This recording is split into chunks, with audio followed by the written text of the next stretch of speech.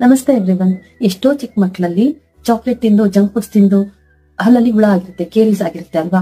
ಆದ್ರೆ ಡಾಕ್ಟರ್ ತೋರಿಸಿದಾಗ ಡಾಕ್ಟರ್ ಅನ್ನೋದು 7 ಇಯರ್ಸ್ ವರ್ಗು ನಾರ್ಮಲ್, ಯಾಕಂದ್ರೆ 7 ಇಯರ್ಸ್ ಆದ್ಮೇಲೆ ಇದು ಮಿಲ್ಕ್ ಟೀತ್ ಬಿದ್ದು ಅವ್ರ ಹೊಸ ಟೀತ್ ಬರುತ್ತೆ, so no need to worry ಅಂತ.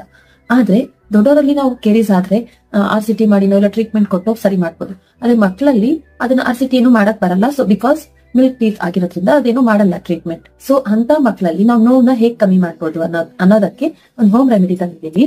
2 ರಿಂದ 3 ಏಲಕ್ಕಿ ತಗೊಳ್ರಿ, ಅದ್ರಲ್ಲಿ 2 ರಿಂದ 3 ಲವಂಗ ಮಿಕ್ಸ್ ಮಾಡಿ, 1/2 ಟೀ ಸ್ಪೂನ್ ಪುಡಿ ಉಪ್ಪು ಹಾಕಿ, ಇವು 3 ಚೆನ್ನಾಗಿ ಗ್ರೈಂಡ್ ಮಾಡಿ ಪುಡಿ ಮಾಡ್ಕೊಳ್ಳಿ. ಈ ಪುಡಿನ ನೀವು ರೆಗ್ಯುಲರ್ ಟೂತ್ ಪೇಸ್ಟ್ ಏನ್ ಯೂಸ್ ಮಾಡ್ತೀರೋ ಆ ಟೂತ್ ಪೇಸ್ಟ್ ಜೊತೆ ಈ ಪುಡಿನ ಮಿಕ್ಸ್ ಮಾಡಿ ಬ್ರಷ್ ಮಾಡಿಸಿ. ಇದರಿಂದ ಅವ್ರ ಪೇನು ಕಮ್ಮಿ ಆಗುತ್ತೆ, ಆಮೇಲೆ ಹುಳುಕು ಸ್ವಲ್ಪ ಇನಿಷಿಯಲಿ ಸ್ಟೇಜ್ ಅಲ್ಲಿ ಇದ್ರೆ ಇವನ್ ಹುಳುಕು ಕಮ್ಮಿ ಆಗುತ್ತೆ, ನಾವೇನ್ ಕೇರೀಸ್ ಅಂತೀವೋ ಅದನ್ನು ಕಮ್ಮಿ ಆಗುತ್ತೆ. ಸೊ ಈ ರೆಮಿಡಿನ ಯೂಸ್ ಮಾಡಿ ನೋಡಿ. ಪೇಸ್ಟ್ ಜೊತೆ ಈ ಪುಡಿನ ಮಿಕ್ಸ್ ಮಾಡಿಸಿ ಬೆಳಗ್ಗೆ ಮತ್ತೆ ರಾತ್ರಿ 2 ಟೈಮ್ಸ್ ಬ್ರಷ್ ಮಾಡಿಸಿ, ಅವ್ರ ಪೇನು ರೆಡ್ಯೂಸ್ ಆಗುತ್ತೆ, ಪ್ಲಸ್